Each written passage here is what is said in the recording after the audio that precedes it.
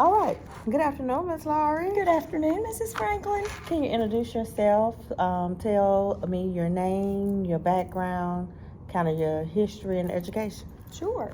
My name is Carolyn Lowry, and this is my 28th year in public education with Tuscaloosa City Schools. I taught kindergarten and first grade for 20 years, and then decided to go to middle school for 5 years. And now I'm in my third year in career tech education. So I've jumped all around. Thank you. So today I want to talk with you a little bit about the current curriculum from an elementary standpoint that Tuscaloosa City has in place. Particularly, let's focus on language arts and reading. Okay. Okay, so can you tell me a little bit about what you know about the curriculum in TCS as it relates to language arts and reading? Yes, I know that we have changed the adopter that we used, or they've adopted a new one since I left, but it's very similar to what I used when I was there a few years ago with first grade. And it's very much focused on, for the early childhood part that I taught in first grade, very much focused on phonics, phonemic awareness, vocabulary building, comprehension. So it's based off research. Our adopter, whoever's in charge of the committee, I guess you'd say, for Tuscaloosa City Schools, will look over and look at different curriculum options, and then they look to see which one matches the standards that each grade level is teaching, to see what research-based. They want it to be a research-based curriculum, and then what matches our standards the most, to then choose the curriculum used. Does that make sense? Yes. Okay. So that was a lot of information that you just shared. So would you say that a teacher maybe 1 to 2 years would be able to know that information like you did? So what I'm getting at is, how do you have so much information about the curriculum?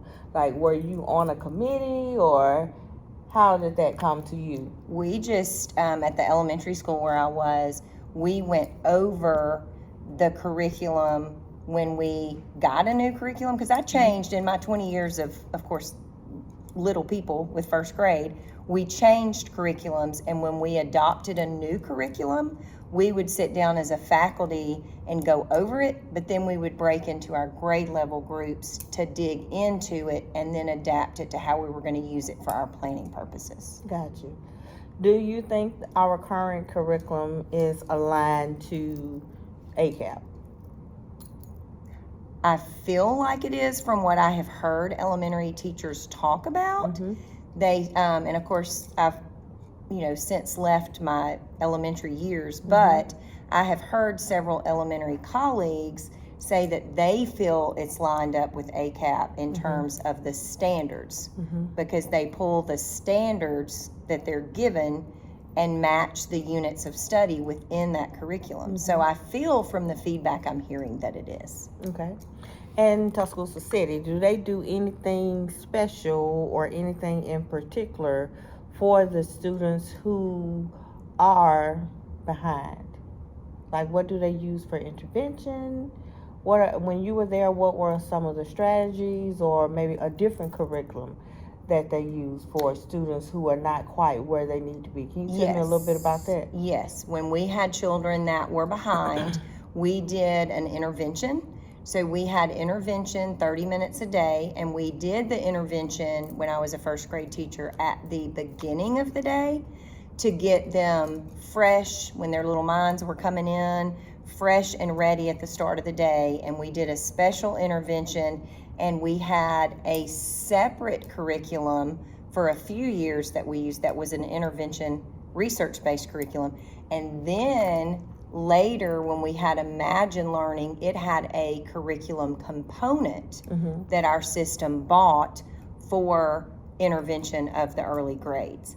And then in my middle school years, we actually had a curriculum that was brought in, and we used, this is jumping from early childhood to middle school, but in middle school, we had an elective that we had as JAG Life, and so children that were behind could have an extra intervention elective time period.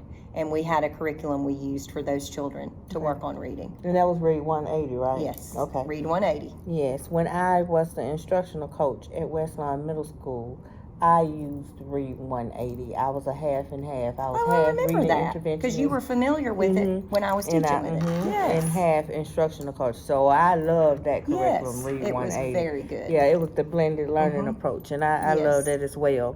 Okay, we're almost done. 2 more questions. Sure. I want to know how has the infusion of technology in classrooms impacted the curriculum in your classroom?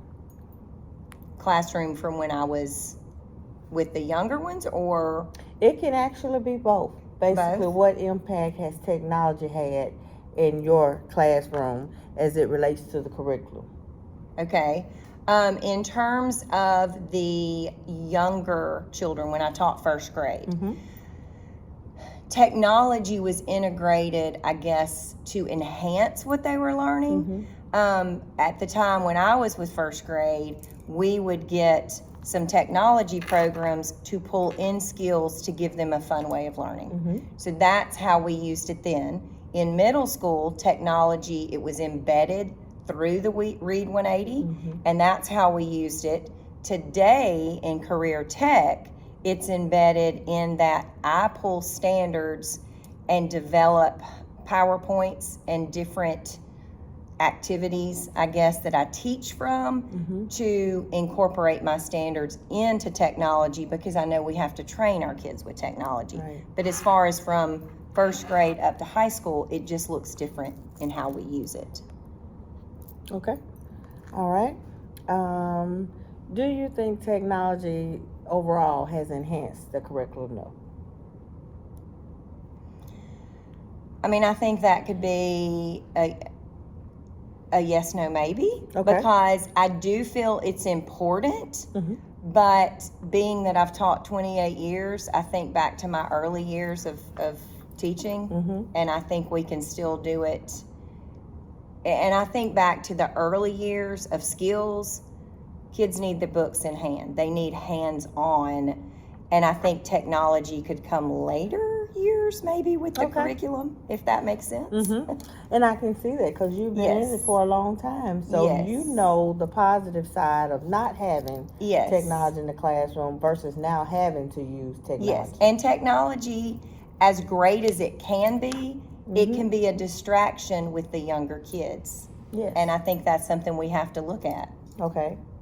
What's one difficult thing about today's curriculum or the curriculum when you were in elementary? What was something that you considered to be difficult when it comes to the reading and language arts curriculum?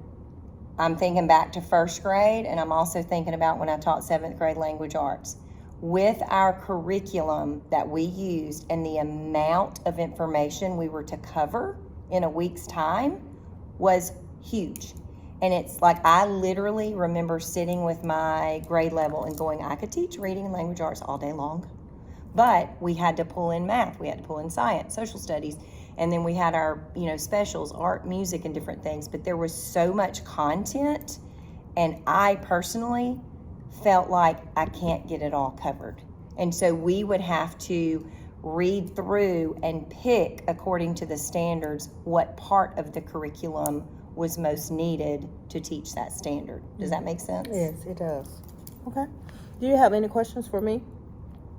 I don't. Okay. Well, thank you so much. Yes, ma'am. I enjoyed it.